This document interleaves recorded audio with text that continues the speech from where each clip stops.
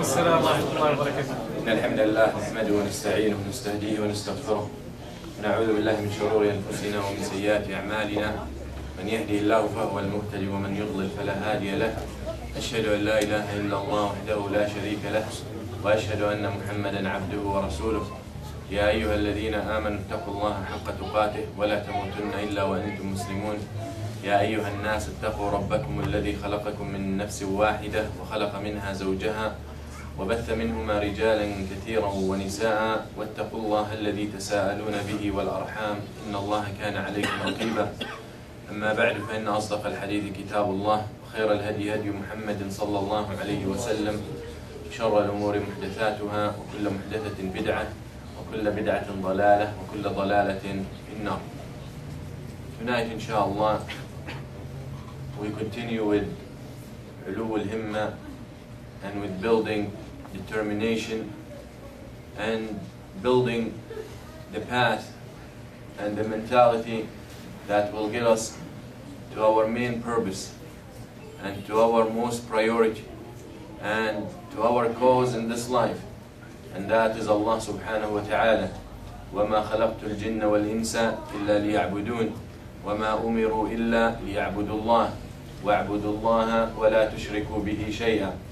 So as we continue, and tonight inshallah we will talk about some of the examples of those who had very high determinations and those who knew exactly their purpose in life and how they were able to stand in front of all predicaments and they were able to stand against all challenges and get through, because a lot of people might be able to stand and then collapse after a little bit, and some people don't even stand, like the ants.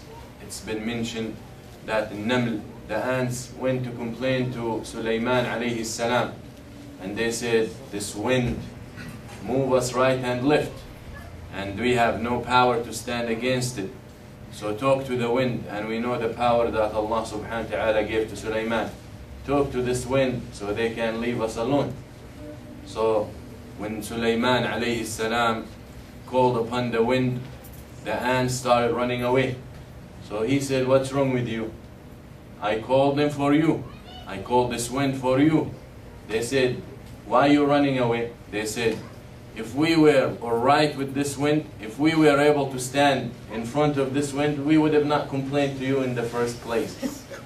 So be aware of that. So a lot of people might be able to stand or think they can stand in front of the wind or in front of challenges, and you have in those ants great example and great lesson that know your limits and know your capabilities. And I don't say that don't try to challenge yourself and don't try to grow, and that is the purpose of these lectures, is to grow, but know at the same time, know where you stand and know how far you can go, because once you've broken, you will never be the same again.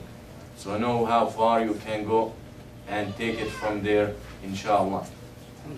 So once we look at the lives of the Salaf al-Salih and the lives of the Sahaba and the lives of the best generations, then the best three generations of this ummah, and the life of those who followed their footsteps, we can get a great deal and we can learn a lot of things that we live and we might encounter and not pay attention to, and we might be heedless regarding those things and unaware. And al-ghafla is something that is killing us, and al-ghafla and unawareness and the heedless and to take things for granted is a disaster, and it's killing this ummah at its best. So it's very important that we wake up and we understand those things. So that is, inshallah, will be the focus of tonight. That's why our Salaf and the Salaf Salih and those who carried the issues of this ummah in their hearts knew exactly the issue with this dunya, and they knew exactly the importance of this life, and they knew the importance of the hereafter. So it wasn't a big deal for them to know where their benefits lie and where they need to invest which we've been talking about for weeks by now. And this is, I think, the lecture number 14 in this topic. So they knew, and that's what we've been trying to do, is to get to know why is the dunya, how far is it that we need to invest in, and where we really need to invest and put our hearts and our most interest and concerns. So they knew that, and they understood that, and they knew that this dunya is fania, and they know this dunya will vanish, and they knew the real investment is in the hereafter. So once they understood that, you can see the reflection of that, and you can see the touch of that, and the consequence of that in their lives. That is why you stand and you read their biographies and their lives and their stories, and you are amazed. And you start thinking, are those people did really live? Or is it just fiction? Or are those people of this dunya, or of this world, or from different planet, or different era, or different universe? It's just you don't hear stuff like that anymore in this ummah. So it's why? Is because they had the fundamentals right. Why? Because they knew exactly why they were on this earth and what their purpose was for, and that's what they lived for. So Allah subhanahu wa ta'ala gave them the support they needed. Once Allah subhanahu wa ta'ala is pleased with you, forget about it. Once Allah subhanahu wa ta'ala approves you, He will make everything easy for you. You will do what no one had done before. You will be able to touch the sky. You will be able to reach the highest levels. But get to that point where Allah subhanahu wa ta'ala is pleased with you, and Allah subhanahu wa ta'ala is merciful, and Allah subhanahu wa ta'ala doesn't want to torture us and punish us. That is not benefiting Allah subhanahu wa ta'ala by any means. As Allah subhanahu wa ta'ala says, مَا يَفْعَلُ اللَّهُ بِعَذَابِكُمْ إِن شَكَرْتُمْ وَآمَنْتُمْ. What Allah subhanahu wa ta'ala would do by punishing you? What benefit it's going to bring to Allah if He would punish you, as long as you thank Him and you show Him gratitude and you believe in Him? That's all you need to do. Believe in Allah, show Him gratitude, and there is no need for you to be punished. And even the punishment doesn't change the kingdom of Allah subhanahu wa ta'ala. So those are the people that we are about to talk about a little bit tonight, inshallah. As someone said about them, إِنَّ لِلَّهِ عِبَادًا فُطَنًا طَلَّقُوا الدُّنْيَا وَخَافُوا الْفِتَنَةِ عَلِمُوا نظروا فيها فلما علموا أنها ليست لحي وطنا جعلوها لجة واتخذوا صالح الأعمال فيها سفنا. It's like this statement just summarized their attitude and summarized exactly what they lived for. إِنَّ لِلَّهِ عِبَادًا فُطَنًا. Allah subhanahu wa ta'ala has intelligent servants. From all His creation, there are a specific group. Is that the shelf again? No. Something else. لا يلدغ المؤمن من جحر النار. Another shelf.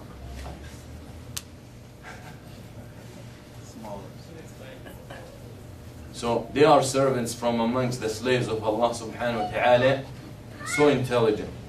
And their intelligence is not based on how much money they can make. And their intelligence is not based on how much authority they can have and how much power. إِنَّ لِلَّهِ عِبَادًا فُطَنًا طَلَّقُوا الدُّنْيَا وَخَافُوا الْفِتَنَةِ. They have divorced this dunya. They literally divorced this dunya without raj'ah, and there is no chance to get her back. طَلَّقُوا الدُّنْيَا وَخَافُوا الْفِتَنَةِ. They divorced this dunya because they're afraid of the fitan.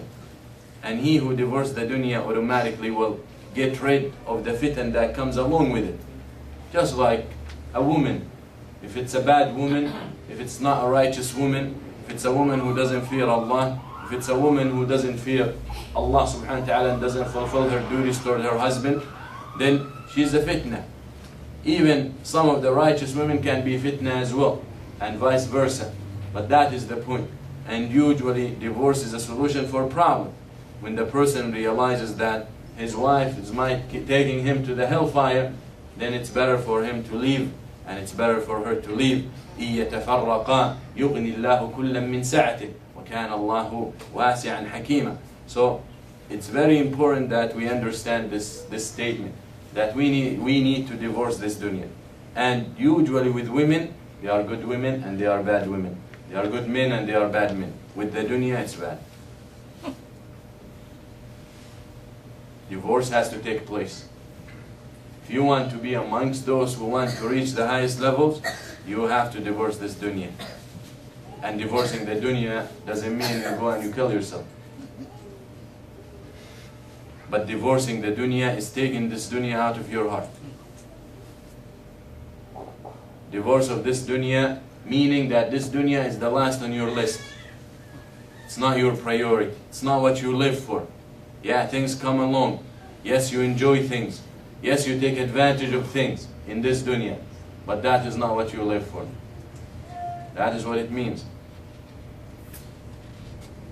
So in those intelligent group of people, of the servants of Allah, when they looked in this dunya, and they realized that no one lasts in it.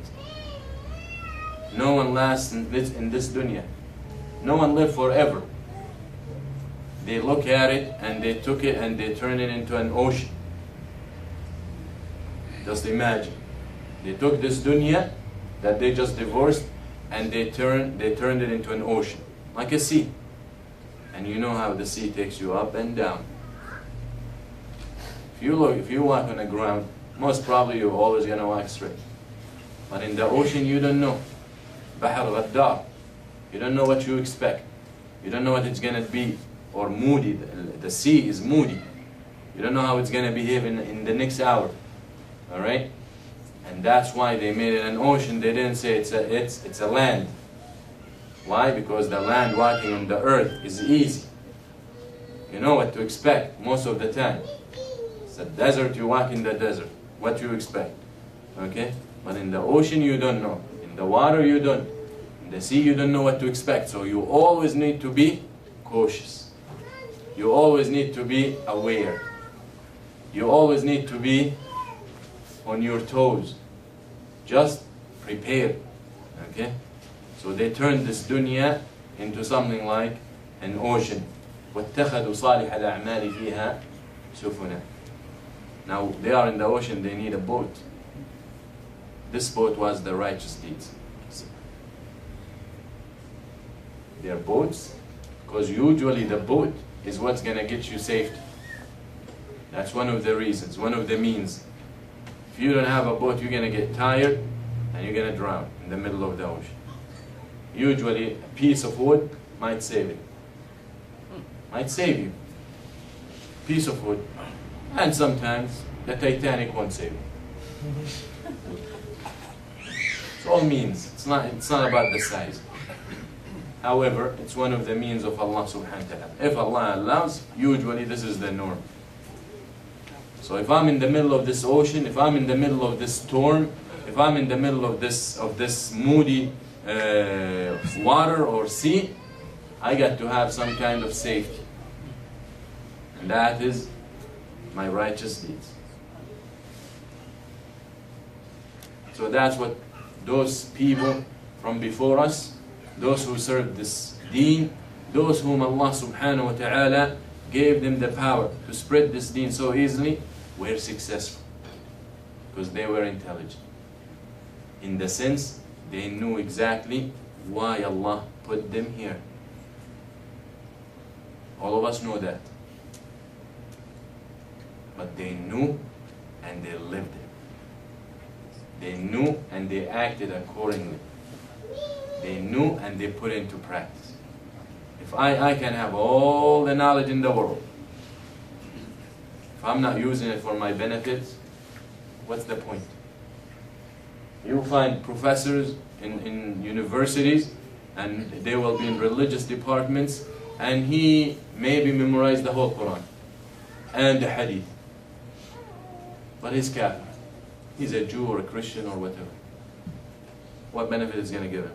Nothing. Actually, hujjah against him. Will be against him. He knew, but didn't believe. Very important. So those people understood their purpose in life, and they understood how they need to achieve it, and they tried their best to do it. That's why Imam Ahmad, rahimahullah, and you all know the fitna of the creation of the Quran, he tells his son one day that, "Oh my son, I did my best in this fitna." He did his best. He could not go any further. He did his best. And that is how those who know their purpose. Because the issue of creating the Quran or the creation of the Quran and the fitna had to affect his purpose. It's not something, it's not like the neighbor built or took a foot of his land. It's not someone stepped or hit his kid. It has to do with the core of his purpose that he's living for. So if at that moment he doesn't give his best, when he gonna give it? That's why after the fitna, he gets the title of Imam wa Ahl Sunnah. The Imam of Ahl Sunnah. Because he stood firm where big names and big ulama at that time collapsed. And they followed Ma'mun. They followed what he said. They did not believe it, but they fought to save their blood, and that is okay. But he understood that if he would listen and obey Ma'mun and the fitna, then a lot of people would follow. A lot of people were waiting. A lot of students of knowledge were waiting with their ink and their paper, waiting to hear what Imam Ahmed gonna say, to write. And he could not say anything other than the book of Allah is the word of Allah, not the creation of Allah. And he got out of this, tortured, starving, this and that, to the point where they used to make, they chained him in prison, rahimahullah, and they used to make, he asked the Khalifa, Amir al-Mu'mineen, he said, please make the chains big so I can take my hands and my legs out of them so I can make wudu and pray. And they listened to him. And after he would make the wudu and pray, he will go back and put his hands in the chain. Why? The obedience of the ruler. Why? Because he did not want to shed the bloods of the Muslims. Very important. So the point is, he did his best, as he tells his son. So those people understood very well, as we already established, why they live here. And once this becomes your understanding, then I promise you, you will not say the following statement. I got a lot of free time. I'm killing time. You will never make those statements anymore, because you got no time. Because if you have time, and you know that you have a lot of free time, then you are not there yet. That's why those people did not have time for fasafis al-umur. They did not have time for the small things and the minute things. They were not concerned about these issues that most people are involved in. They're beyond that. They don't have time to play around. Even if it's mubah, they don't have time for al-mubah. They don't have time for what's permissible. So imagine what's haram. They don't even get close to it. يقول علي بن أحمد الزيدي أبو الحسن اجعلوا النوافل كالفرائض والمعاصي كالكفر والشهوات كالسم ومخالطة الناس كالنار والغذاء كالدواء. He's giving an advice. One of those people. You want to reach that level? You want to strive and go higher? He said, you have to make your nawafil, you all know what nawafil are? You have to make them as important as fara'id.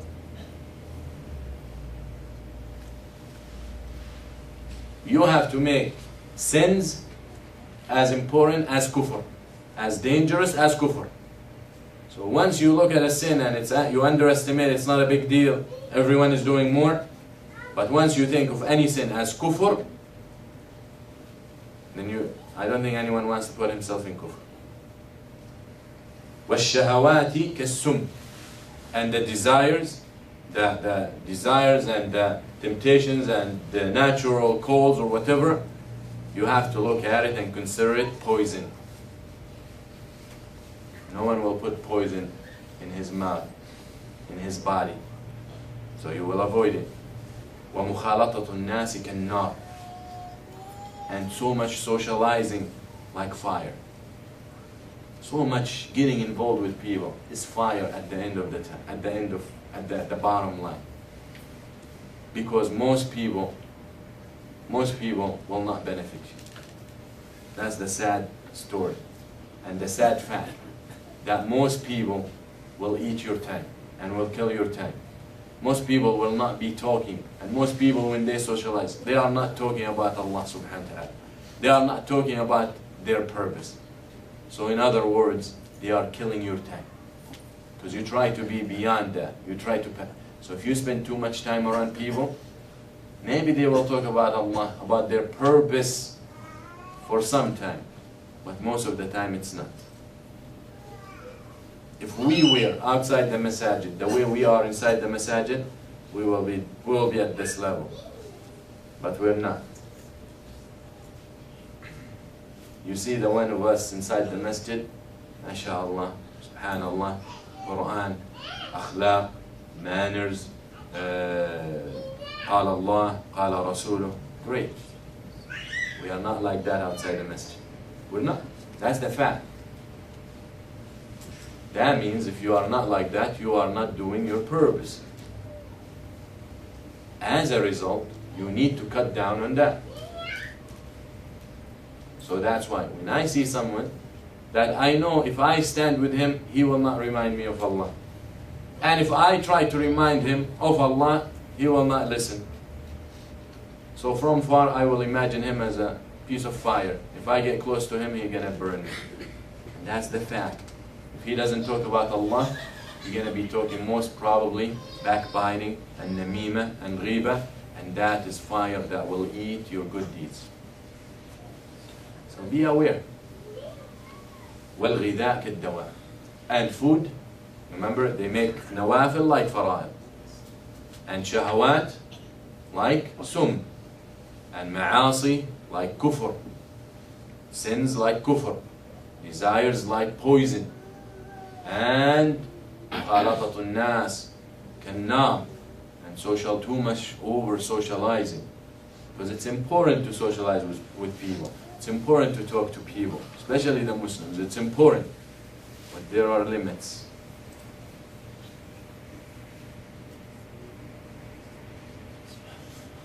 And then at the end, وَالْغِذَاءُ كَالدَّوَاء.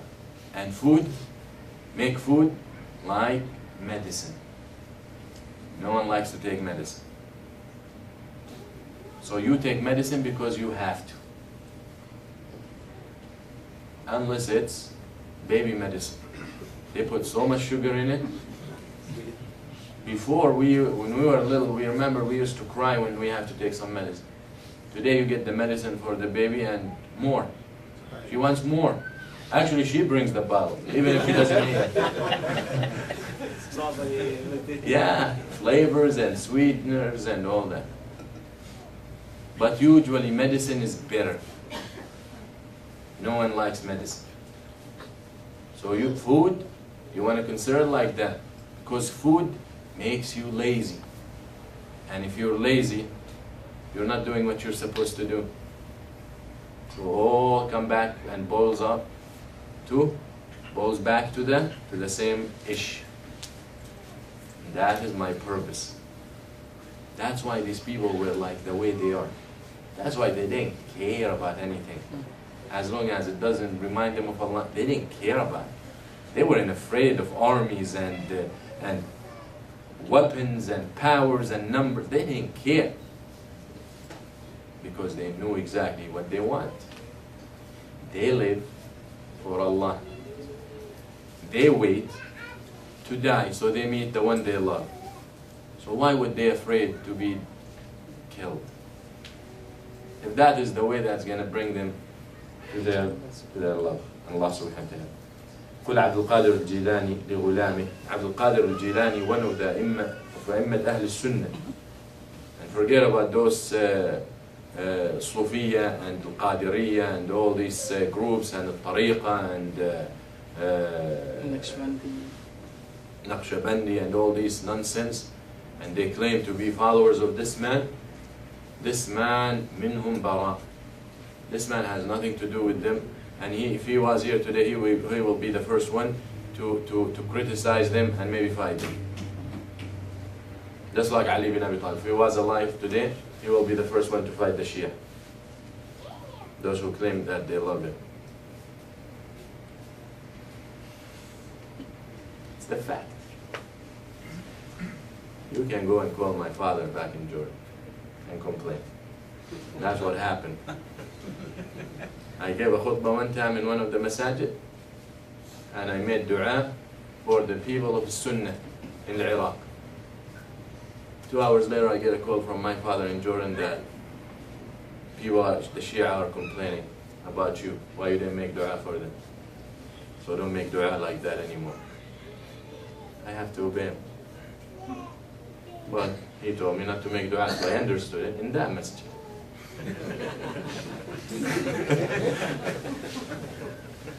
Alright, Charlie.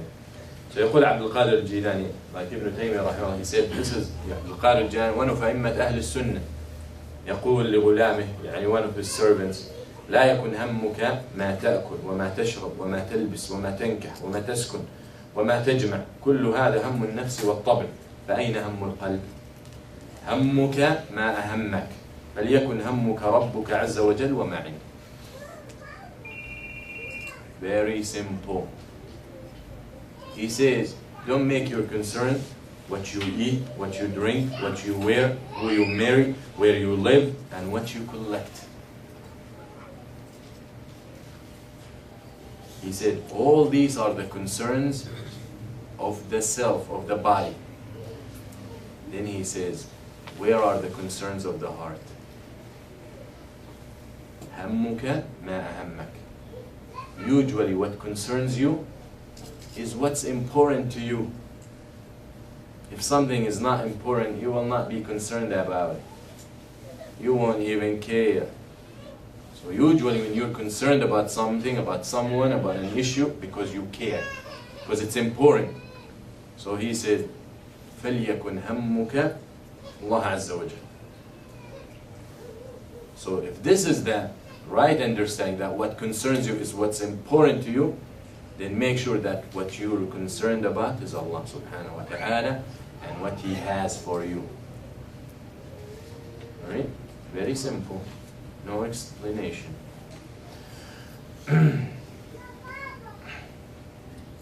So those people, because of the lack of time, because they didn't have free time, because they understood well their purpose, they did not even have time for, as I said, for al-mubah, for what's permissible. Because this is one of the ways of shaitan. Shaitan, if he cannot get you in shirk, if he cannot get you in kufr, if he cannot get you in the bid'ah, if he cannot make you forget about your obligations, he will get you busy with al-mubah. He will get you busy with what's permissible. Usually al-mubah kills the heart, makes it lazy. Because usually al-mubah is easy, no effort. So now when you're about to do something that is not mubah, might be an obligation, a wajib, you have to make some effort. But al-mubah, like eating, what effort you're making to eat? What effort you're making to drink? What effort you're making to play? That is mubah. So when you are so indulged into this, and maghmus يعني, then you become lazy. That's why munafiqeen are lazy. Because they are so indulged. Forget about al-haram, in the mubah. That's why if they are told to pray, وَلَا يَقُومُونَ إِلَى الصَّلَاةِ إِلَّا كُسَالَى وَلَا يَقُومُونَ إِلَّا كُسَالَى. Lazy. And even when they stand up to pray, they're lazy. And even when they pray, يُرَاءُونَ النَّاسِ. Show off. They pray to show off. They pray to preserve their blood. They pray so they can say Muslim. So they can get, when the Muslims benefit, they can give. And And usually when the Muslims are harmed, they stay away. Alright? So very important that you don't get involved in this. That is how you keep yourself busy with the deen.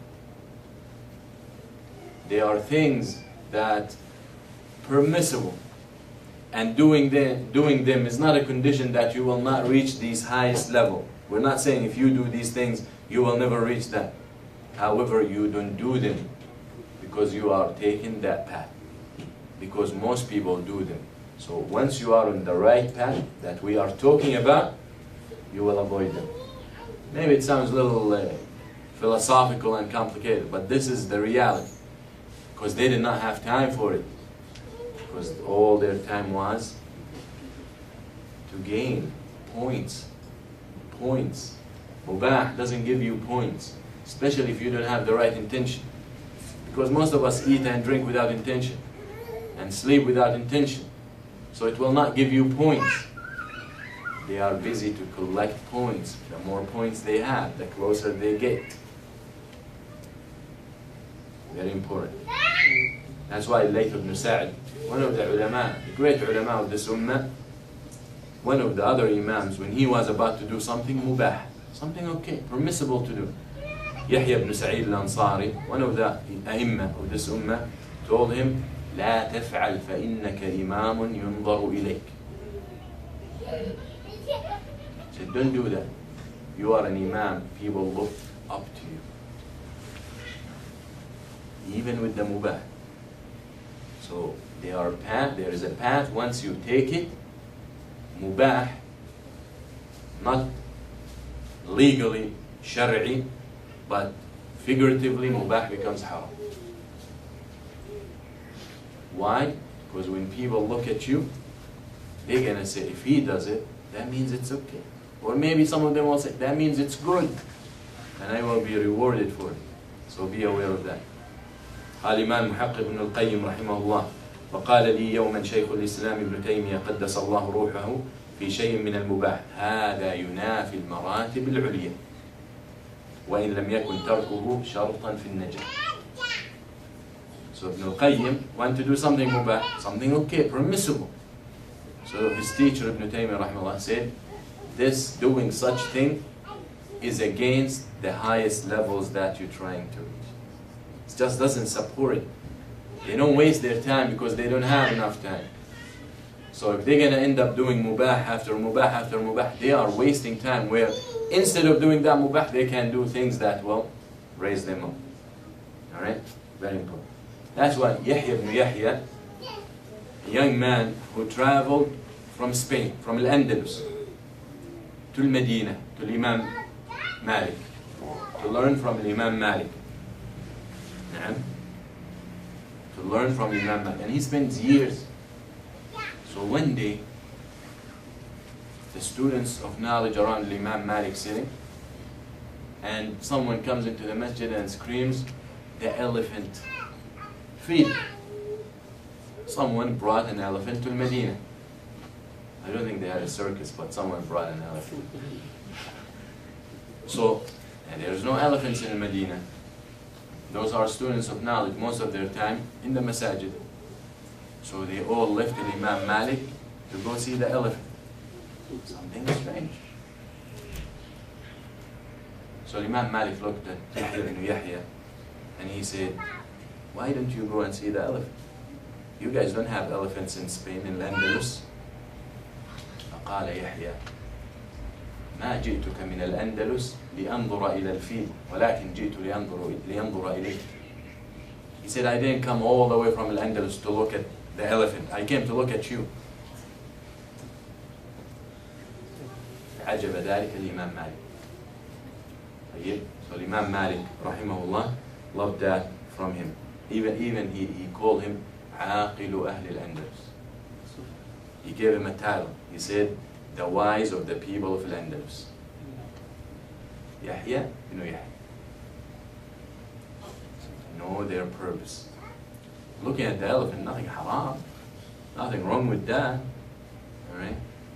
I'm sure if someone comes now and says there's a Lamborghini out there, I will be the first to leave. But it's not haram.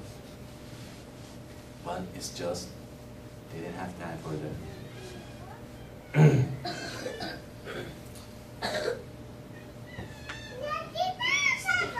قال عمر رضي الله عنه الراحة للرجال غفلة. So Umar يعني his words just like arrows. يعني knocks the big man down. He said الراحة للرجال غفلة. He said comfort for men is unawareness. In other words, too much comfort will make you unaware and make you heedless, and you don't know what's going on. Too much comfort. No time for that. No time for that. قال شعبة بن الحجاج. شعبة, this is the man in علم الحديث. الحديث شعبة. Okay? One of the pioneer of علم الحديث. قال لا تقعدوا فراغا. Meaning, don't say I have free time. Don't waste your time.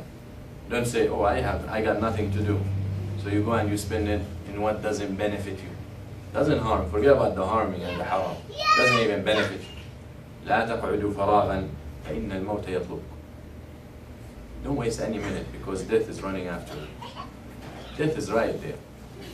So who's anyone? So very important that this is how they thought. قول الإمام ابن القيم رحمه الله لا بد من سمة الغفلة ورقاد الغفلة ولكن كن خفيف النوم ولا تتمادى في الغفلة فالمراد تقليل الراحة إلى أدنى ما يكفي الجسم كل حسب صحته وطاقته خاصة إن المؤمن في هذا الزمان ابن القيم saying that خاصة إن المؤمن في هذا الزمان أشد حاجة للانتباه ومعالجة قلبه مما كان عليه المسلمون في العصور الماضية لأن المسلمين فيما مضى كانوا يجدون على الخير أعوانا وكانوا يعيشون في محيط إسلامي تسود الفضائل ويسود التواصي بالحق وكانت الرذائل والمعاصي تجهد نفسها في التستر والتواري عن أعين العلماء وسيوف الأمراء. هذا ابن القيم. He رحمه الله said some of an awareness and some of comfort is required. And it differs between people and people. We don't say everyone should only sleep 5 hours or everyone should only sleep 3 hours or only everyone. People are different. They have different needs. They work differently. They function differently. However, don't make it take over your time and eat your time, that raha and that comfort. He said, especially in this time, he's talking about his time, especially in this time, because there are too many corruptions and too much corruptions and too many temptations. That's Ibn al-Qayyim saying that 1,000 years ago.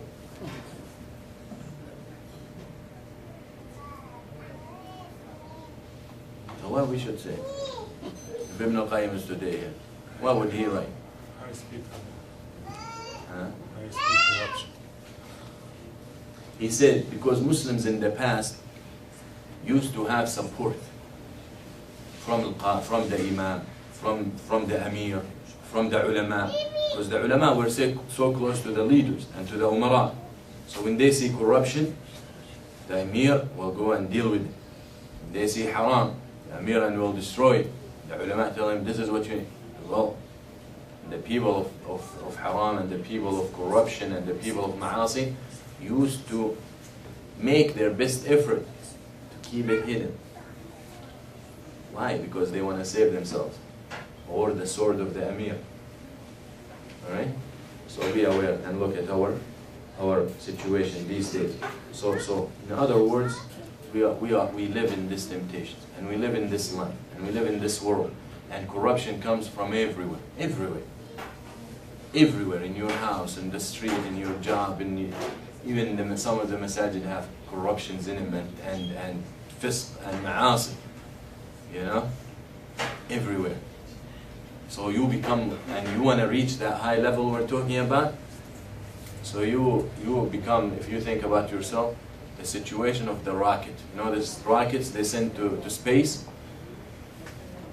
has to have too much energy to be able to break the gravity. And your gravity is what's trying to pull you down. all these factors and all these temptations and everything corruption around you trying to push you down.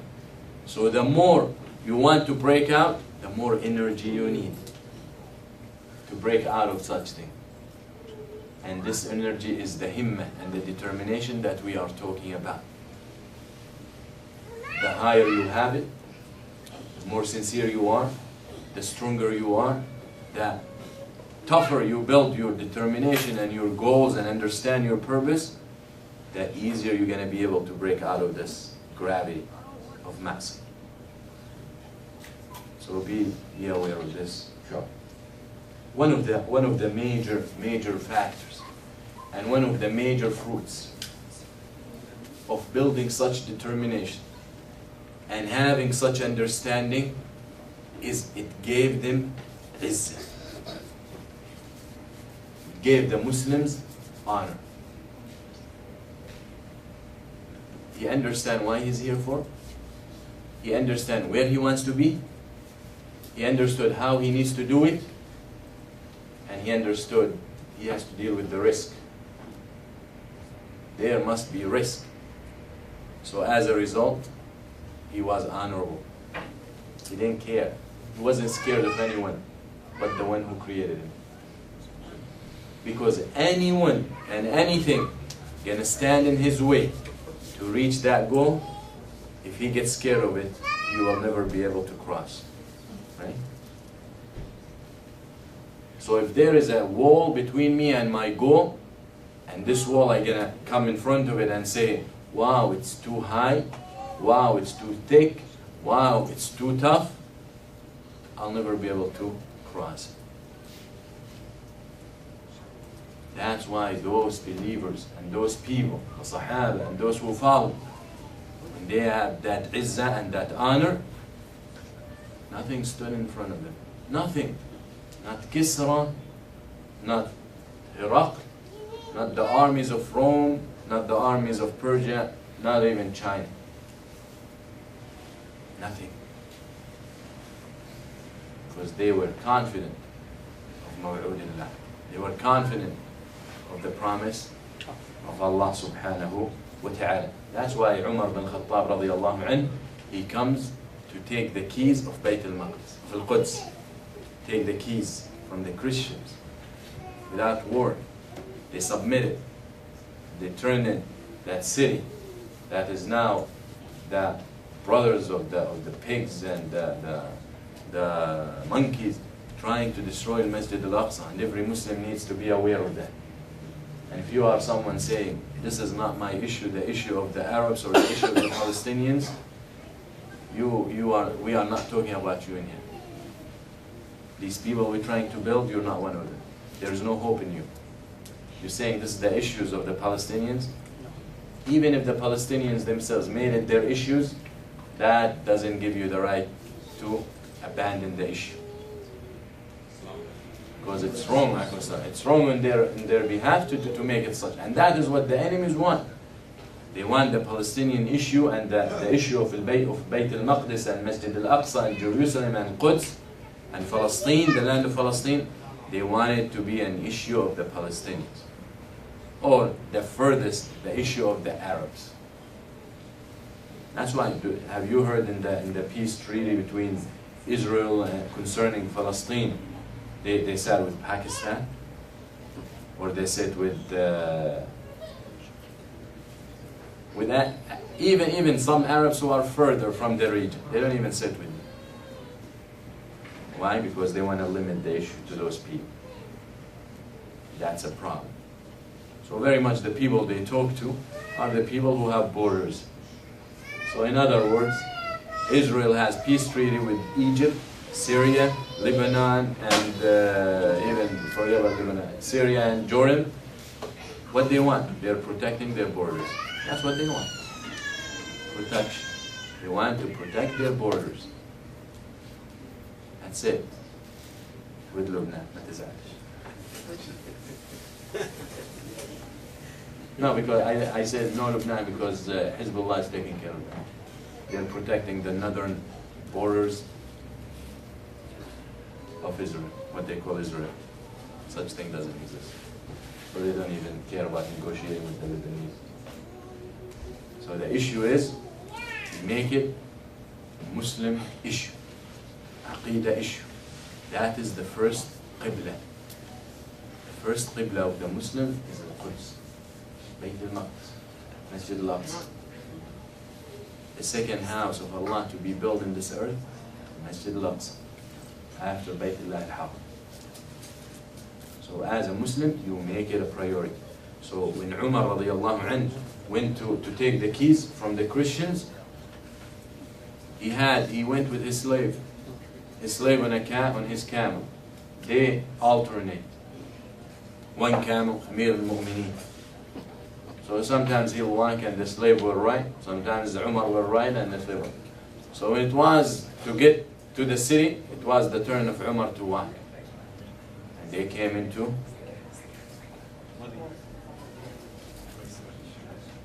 muddy area. Ditch. So Umar takes off his shoes. And he walks in the dirt. His turn to walk. So Abu Ubaidah radiyallahu anhu comes to Umar and he says, Ya Amir al-Mu'mineen, now those are the Christians, they're going to see you like that. They might change their mind, they might disrespect, they might whatever. فقال عمر أوه يعني كلمة توجع أوه يعني too much pain you caused. If someone else had said it, I would have made him nakal in the ummati Muhammad. I would have beaten him up. Someone else, and that shows you the love that Umar and the respect had for Abu Ubaidah. If someone else would have said, نحن قوم أعزنا الله بالإسلام ومهما ابتغينا العزة بغيره أذلنا الله. We are people honored with Islam. Allah honored us with Islam. And anything or any honor we seek other than Islam, Allah will humiliate us. That's why don't be fooled when you hear that the West, when they try to say, and those people that from amongst us that the West taught and they adopted everything from the West, even their diseases. Don't be fooled when you hear that Islam is the reason that we're backward. Actually, abandoning Islam is the reason for our backward. That's the reality. So don't be fooled. And the West understand that very well. That's why millions of dollars are being used for that purpose and spent for that purpose, to change. Now, they fail to change Muslims. They can't change Muslims. They've been trying, occupation, colonies, education, everything. They tried, they could not. Yeah, they change here and there, but they cannot change Muslims. So what they're trying to change? Islam. Now their main goal and their main purpose to change Islam.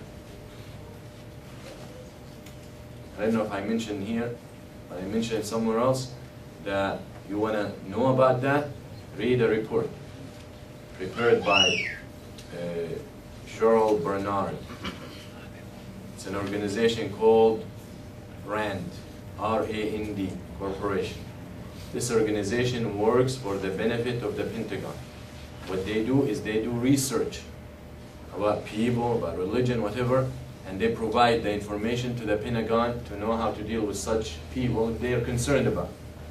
And this report, this woman that prepared, and this woman, by the way, is the wife of, she's a Jew. She's the wife of Zalmay Khan. You know Zalmay, is that his name, Zalmay Khan? The ambassador? Khalil. Zalmay? Khalil Zadeh, right. He was the UN ambassador for the States, then the Afghanistan ambassador, then the Iraq ambassador. That's his wife. So the report is categorizing Muslim, or very much Islam. So they give you the issue on one side, let's say Quran or resources, hijab, jihad, every single major issue in Islam. And on the row, they have categorization: radical, fundamentalist, little radical, some radical. I don't remember the terms exactly. But the last one is moderate. That's what they want. So they come, for example, I remember I read it a few weeks ago. Radical, and let's say one of the issues I remember is hijab. If someone thinks that hijab for a Muslim woman is mandatory and that will bring her closer to Allah, something like that, I'm paraphrasing, then you're radical. And goes all the way down, and the last thing, it's a personal choice. If it's a personal choice, that's what the Muslims believe, then they're modern. She wants to wear it, she wears it. She wants to wear a bikini, she wears a bikini. She wants to walk naked, that's her choice. Then you're modern, meaning you're the youth.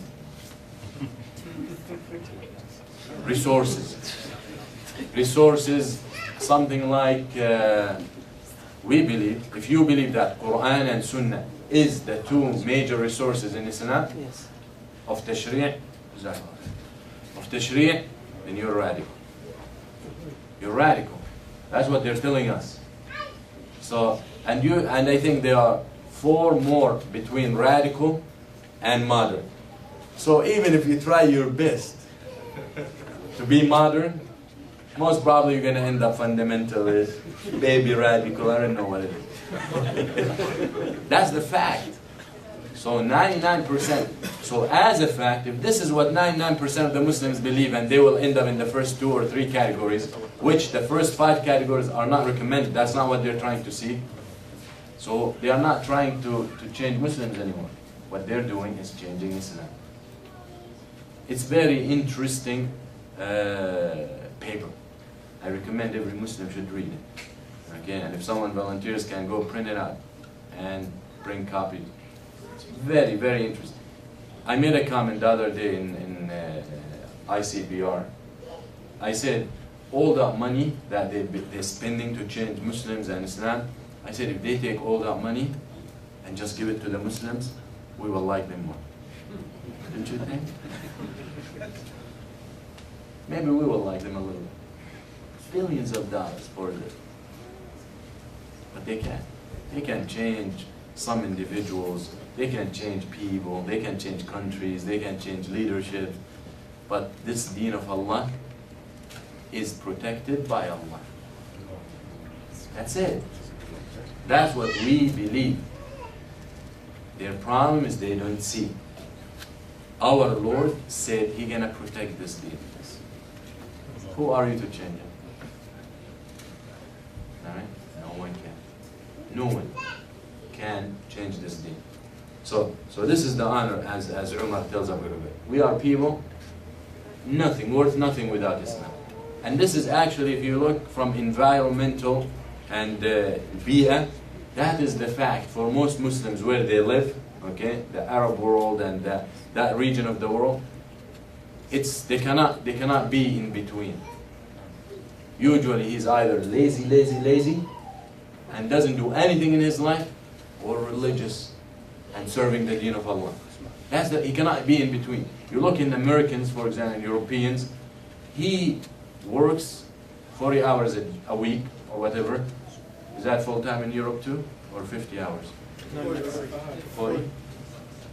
He works so hard, 40 hours a week, and then he managed to have time for his fun, for disobedience, for spending his time, his money. He can't manage that. Muslims cannot do that. Muslims cannot do that. It's either it's all work or it's all fun. Seriously, that is the type of especially the Arabs. Especially the Arabs. It's either he's working all the way or he's off the hook all the way. That's why they had nothing. When they had no aqidah, when they had no deen, they were all the way on the other side. They were losers. They were worth nothing. So Islam came and took them all the way to the other side. They cannot do both. So you either master this or that. And that is the deen. Comes to tell you, this is the way. Through the deen of Allah, we're going to go and work all the way to service the deen of Allah and have honor And very important, العزة comes from Allah. وأن العزة لله ولرسوله وللمؤمنين ولكن المنافقين لا يعلمون. Honor for Allah and the Messenger and the believers. And Allah, when He talks about the hypocrites, He said, وَبَشِّرِ الْمُنَافِقِينَ بِأَنَّ لَهُمْ عَذَابًا أَلِيمًا. And give the news to the hypocrites, they're going to have severe punishment. One of their characters, the very first character, الَّذِينَ يَتَّخِذُونَ الْكَافِرِينَ أَوْلِيَاءَ مِن دُونِ الْمُؤْمِنِينَ أَيَبْتَغُونَ عِندَهُمْ الْعِزَّةَ فَإِنَّ الْعِزَّةَ لِلَّهِ جَمِيعًا. What's the first character of the hypocrites? And Allah says, those who take the kuffar as awliya over the believers. Why? Because they think they have the honor. Because he looks at the West, he thinks West is advanced, West is modernized, West is this, West is that. They stand in line. I mean, one of the things that you find a lot Muslims talk about, especially those who come here for a little bit, then they go back. They are so organized. They stand in line. You know, when there's line, they stand and they respect the line. Really? Have you seen what they call it, Black Friday or whatever, that day after after which holiday? After Thanksgiving, the sales. Doorbusters. People are killed, right? And people injured, and ambulance come and all that. Well, have they seen that? That's no line day. Well, that's the reality. We're only going to see certain things. يعني, as one of the mashayikh said, he said, يعبدون الكلب والخنزير ويحسبون غيرهم حقيرا. يعني, they worship the dog and the pig. And they consider everyone else حقير, worthless, no value, imbecile. That's the people that we praise right and left. Some of the Muslims, you know, with one of the people, the Muslims who came to this country to do some studies, and from some of the Arab countries, and he was invited. After a while, he was invited. Yani, there was a community gathering, but it's Arabic community gathering, so it wasn't Islamic. So there are Muslims and Christians. So when he approaches the place, the organizer going crazy outside, pulling his hair out. Say, what's wrong with you? He said, the Muslims are sitting on one side and they're leaving the Christians to sit on their own. Oh, no. So he was going crazy. What you know? So this Muslim guy, our friend, told him, I'll take care of it. So he goes in there and he sits with the Christians. Muslim. You know, to make it... so he said, and he's writing like in his book. So he said, after a few minutes, I was shocked. The adhan being called. Right? This gathering, the adhan being called. The Muslims calling the adhan, they want to pray. This is izzah. You know? So then after that, someone of the Muslims approached me, and he's Muslim. Some of them approached me and told me, aren't you going to pray with us? And he's Muslim. فقلت, that's him writing. فقلت ما أنا به خير. What I'm doing now is better. Sitting with the Christian, he said, what I'm doing now is better. Than what? Than Salah.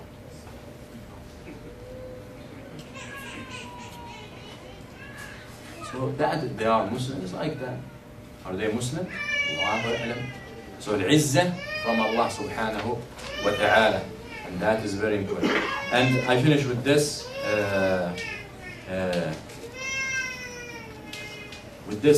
conversation. Okay, I will finish with this conversation. And that is when the Muslims went to Egypt.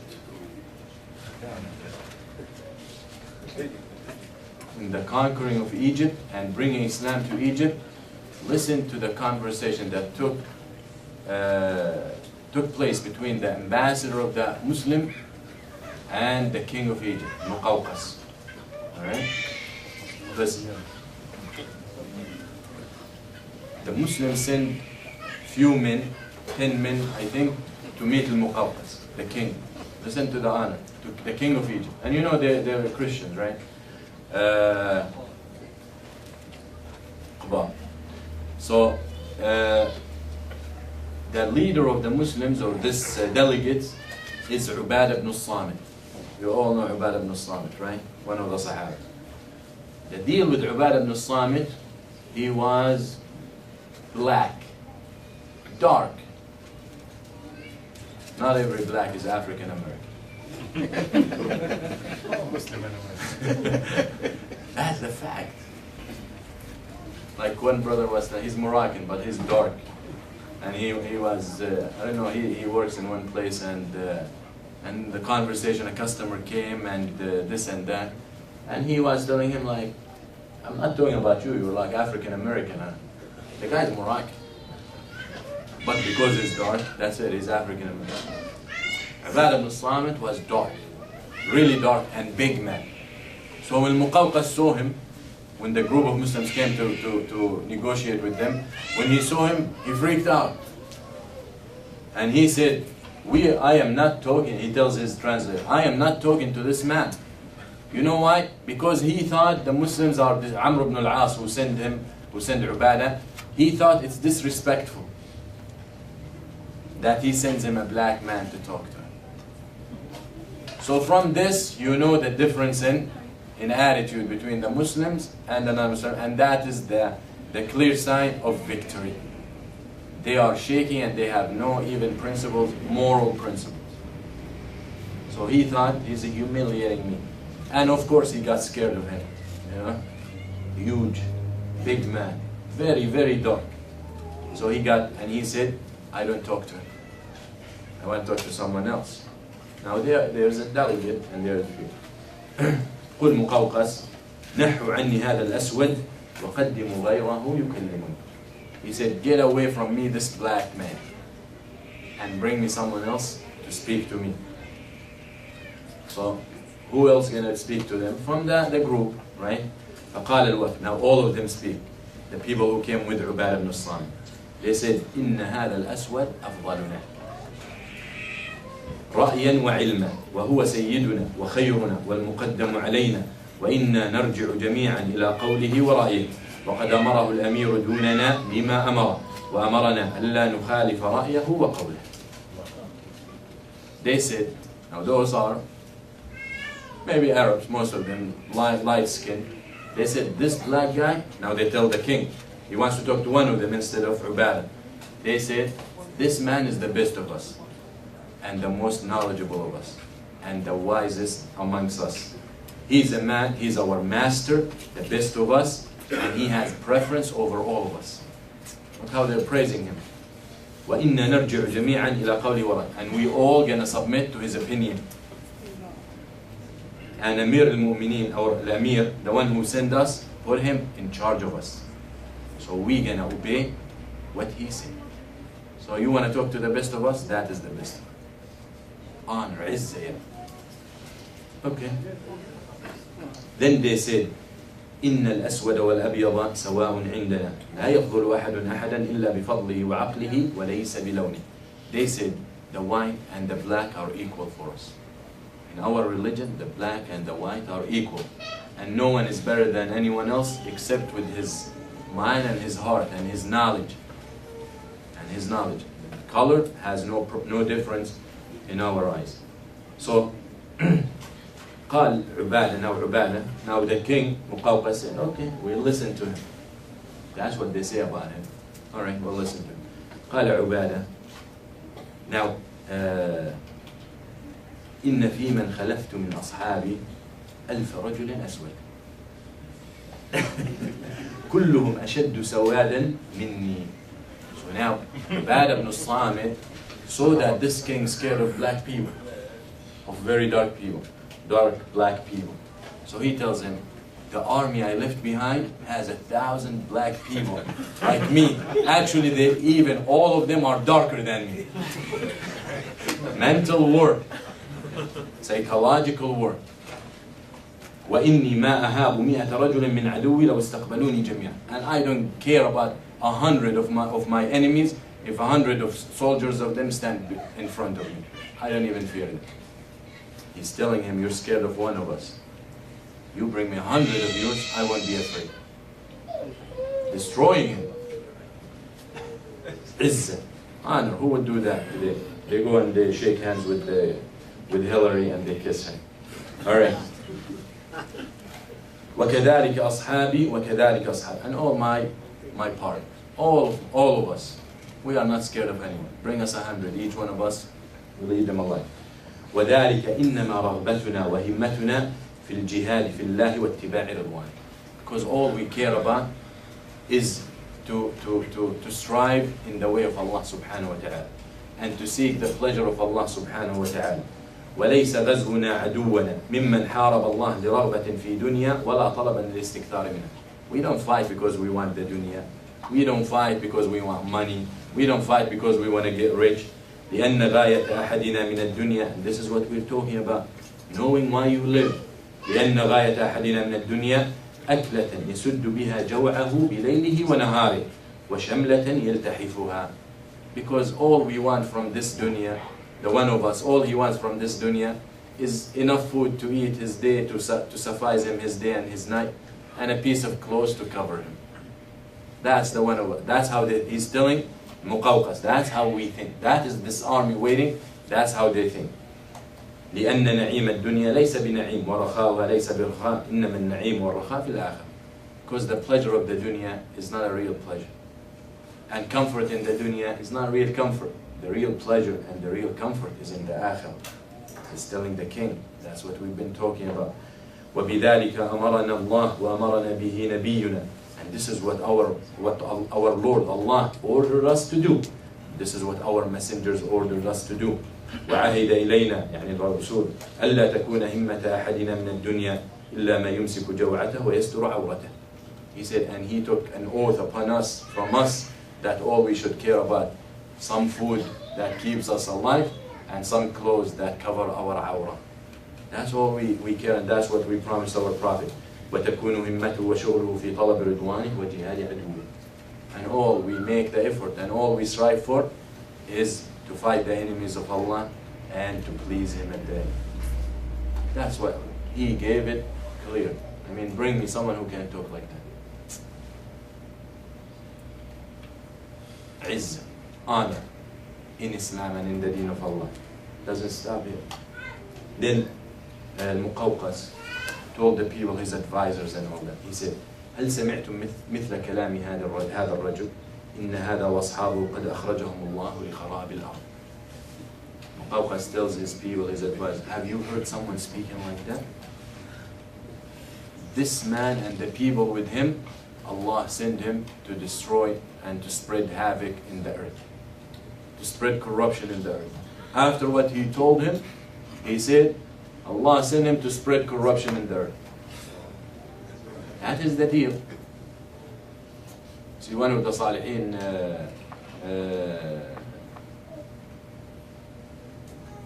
Rabi' ibn Khuthaym, was very righteous. I think I mentioned this story before. Was a very righteous man. So the corrupted people and the bad people in that town, they said, we need to corrupt Rabi'. We need to corrupt him. So they get a rich woman or a beautiful woman, they pay her money and they tell her, one kiss from Rabi', 1,000 dinar. 1,000 dinar for one kiss. If you manage to get Rabi' to kiss you, that's it. If he kisses you once, we can use it against him and destroy him. Because this is the deal. You know, you can be righteous your whole life. You make one small mistake, you are discredited completely. You know that the football player, Green Bay, the quarterback, what was it? He used to be. Yes, who? Far? Yeah, the mouse, Far. How many years he was? I was reading on the news. How many years he was with his team and how many championships he got them? This is the first time he goes and plays with another team that past week. And when he goes, they boo him. They didn't even want to see him. They forgot all he did for. And this is reality. This is a fact. This is the fact.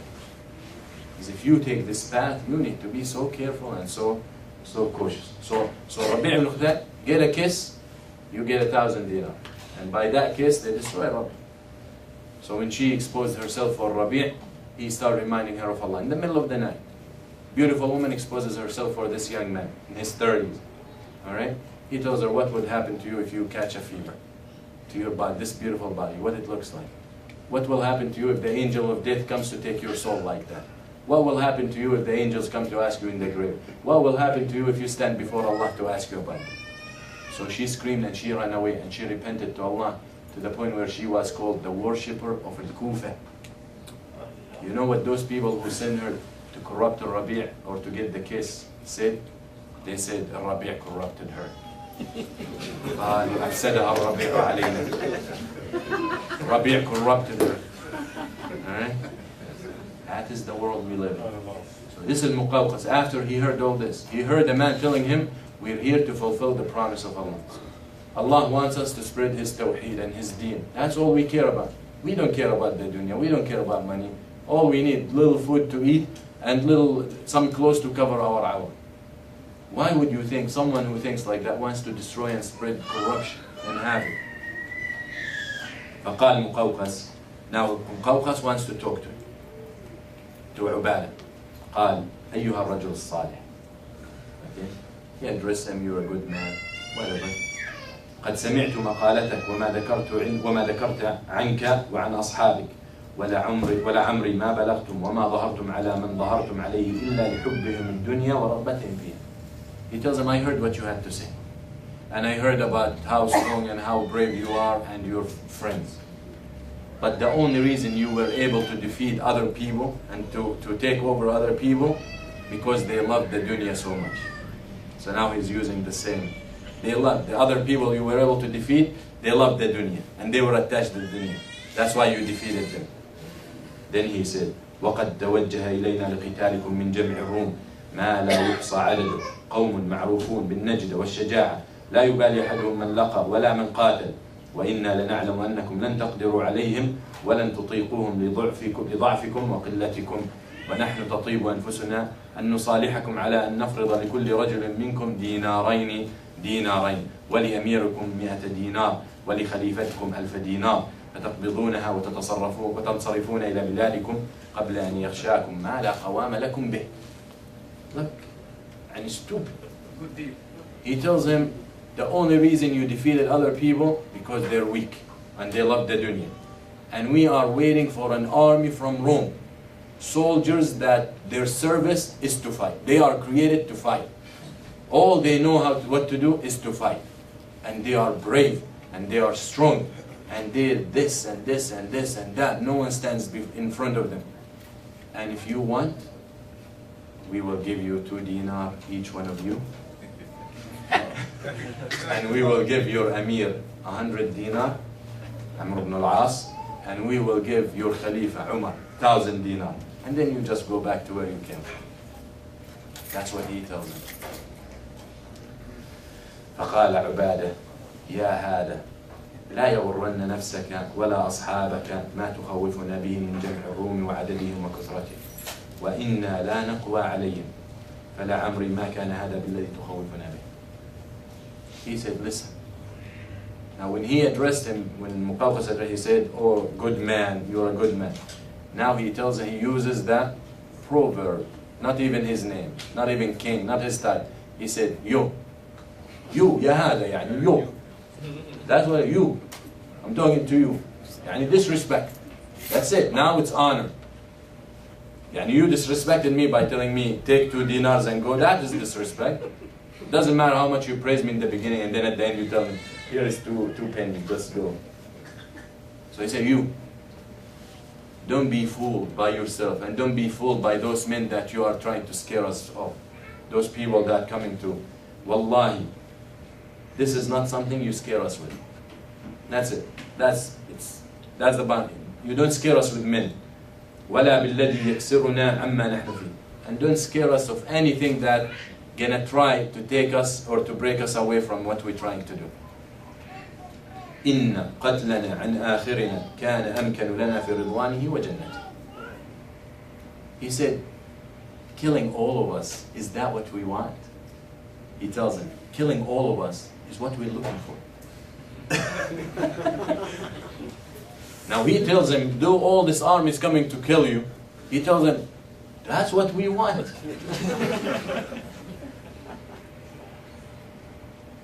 So why are you scaring us? We want Allah. We want to see Allah. We want the pleasure of Allah. And we know if we die doing such act, we're gonna get it. So what you're trying to scare us of? We will run into them. Alright? وَمَا مِنْ شَيْءٍ أَقَرُّ لِأَعْيُنِنَا وَلَا أَحَبُّ إِلَيْنَا مِنْ that. And nothing more beloved to us than that. To die. وأن الله عز وجل قال في كتابه كم من فئة قليلة غلبت فئة كبيرة بإذن الله كثيرة بإذن الله والله مع الصابرين ومن من رجل منا إلا وهو يدعو ربه صباح مساء يرزقه الشهادة. And no one amongst us but he makes dua for Allah day and night for Allah to give him shahada. He's telling him each one of us may pray for Allah day and night to get that shahada. وأن لا يرده إلى بلده ولا إلى أرضه ولا إلى أهله وولده. And he asked Allah day and night that he does not give him the chance to go back to his family and his wife and like to lose his life for Allah. فانظر الذي تريد فبينه لنا فليس بيننا وبينكم خصلة نقبلها منك ولا نجيبك إليها إلا خصلة من 3 خصال. He said, see what you want, because between us and you only 3 choices. You have 3 choices. Between us and you only have 3 choices. So you decide. He tells them, and this is how they did. They give the choices and they decide. فاختر أيتها شئت ولا تطمع نفسك في الباطل بذلك أمرني الأمير وبه أمره أمير المؤمنين وهو عهد رسول الله صلى الله عليه وسلم من قبل إلينا. He said, you have 3 choices. This is what my Amir told me, Amr ibn al-As, and this is what his Amir told him, Umar, and this is what the Messenger صلى الله عليه وسلم told us. You got 3 choices. Right? فقال عبادة then. So Muqawqas started trying to convince him of other options. Now no more 2 dinar, other options, right? But other than those 3. فقال عبادة لا ورب هذه السماء ورب هذه الأرض ورب كل شيء ما لكم عندنا من خصلة غيرها فاختاروا لأنفسكم. He said, by the Lord of the heavens. Now Muqawqas gives him other options. So Ubadah said, by the Lord of the heavens and by the Lord of the earth and by the Lord of everything, you got nothing but those 3 options. Don't give me any more options. Those are your only 3 options. Izzah and honor. If we have such izzah, you think we will ever lose Bayt al-Maqdis and Masjid al-Aqsa and 1 foot or one centimeter of Muslim land? But we have no izzah, we're scared. No one of us is scared for $10 to lose. What are you talking about? So they said, Muqawqas goes back to his advisor. They said, the first thing, and that is to become Muslims, we never answer. We will never answer. We cannot leave the religion of al-Masih. We can leave Christianity to a religion we don't know about. And then, so they rejected to become Muslims. فَلَمْ يَبْقَى مَاهُمْ إِلَّا الْجِزْيَةِ وَالْحَرْبِ. So now they have no choice. Either pay the jizya, the taxes, and live in peace in their land, and everything they keep, but they pay the taxes for the Muslims to protect them, or war. So they said, if we pay the taxes, then we will be humiliated, and all the story you hear. فَإِنَّا إِذَا دَعَلْنَا لِلْمُسْلِمِينَ وَدَفَعْنَا الْجِزْيَةَ لَمْ نَعُدْ أَنْ نَكُونَ عَبِيدًا. They think that if they pay the taxes, they will be slaves. And Islam doesn't do that. So فقال مقوقس أجيبوني وأطيعوا القوم إلى خصلة من الخصال الثلاثة فوالله ما لكم بهم طاقة وإن لم تجيبوا إليهم طائعين لتجيبنهم إلى ما هو أعظم منها كارهين. He said, listen, Muqawqas, now he tells his people, listen to me and obey one of those, choose one of those options. One of the 2. Become Muslim or pay the taxes. Because we cannot deal with those people. We cannot face those people. We cannot fight those people. We either protect our dignity, or those people, if we challenge them, they're going to destroy them. He's psychological. He destroyed them already before any war. Before even 1 bullet. Or they had no bullets then. Oh. Alright? Not even anything. They already defeated. Is honor. That's why the Prophet ﷺ said, one of the diseases, because we love the dunya, again, it's other than what our purpose should be, and we are scared to die, which is other than what we should be seeking to meet Allah. He said, وَلَيُوشِكَنَّ اللَّهُ أَنْ يَنْزَعَ الْمَهَابَةَ مِنْ قُلُوبِ عَدُوِّكُمْ لَكُمْ وَيَقْذِفَ فِي قُلُوبِكُمُ الْوَهْنَ. One of the things that Allah will punish us with when we love the dunya and we are afraid to die, one of the diseases is he will take the fear out of the hearts of your enemies toward you, and he will throw the fear in your heart. So just that, for your enemy not to be scared of you, that is enough for you to be defeated. That's why the Prophet ﷺ, one of the things, special things he was given, وَنُصِرْتُ بِالرُّعْبِ مَسِيرَةَ شَهْرٍ. And I was given the victory through Allah throwing the fear in the hearts of my enemy a distance of a month. When they hear about me a month away and I'm marching toward them, they submit. The Prophet is coming, they submit. And only people who have that full trust in Allah subhanahu wa ta'ala, only people who want Allah subhanahu wa ta'ala, only people whose goal is Allah, they live for Allah and they die for Allah, those are the only people who can stand in front of the enemy with such honor. With such honor. Were they able to take over Egypt?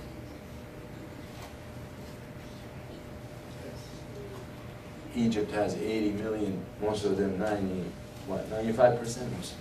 Please, forget about those. The number of the Christians or the Coptics then, at that moment, the story happened, are less than the number today.